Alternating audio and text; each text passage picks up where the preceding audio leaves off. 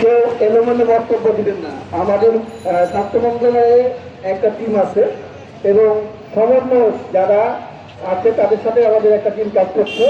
তাদের থেকে যে সিদ্ধান্ত আসবে সেই সিদ্ধান্ত অনুযায়ী আমাদের আগামী কর্মপরিধি ঠিক হবে ইনশাল্লাহ। আমাদের নেতৃত্ব জানাই দেবে।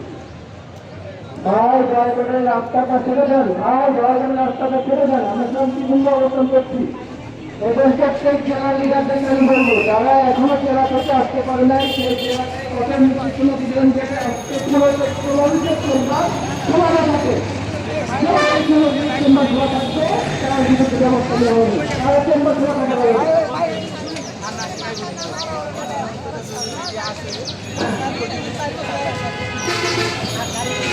অধিকার শেষ পঞ্চায়েত আরেকটা ভাগটা বলে আমরা পার হয়ে যাবো।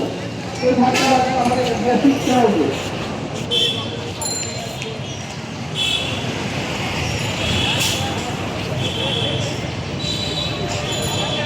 আমরা এখনো বিভিন্ন জায়গাতে চায়ের স্টল বা বিভিন্ন জায়গাতে যারা অবস্থান করছি তারা এই যে সারিবদ্ধ আমাদের দুই পাশে বিএনপি দুই পাশে দাঁড়িয়ে যায়।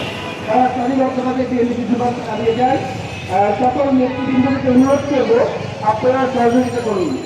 সকল নেতৃবৃন্দ এবং সবাই ফেসবুক ওয়ালে পোস্ট দিবেন এবং আপনারা যুক্তি লাইক করবেন। কেউ কোনো এলোমেলো কথা বলবেন না। আমাদের দাবি একটাই, সেটা বিএনপি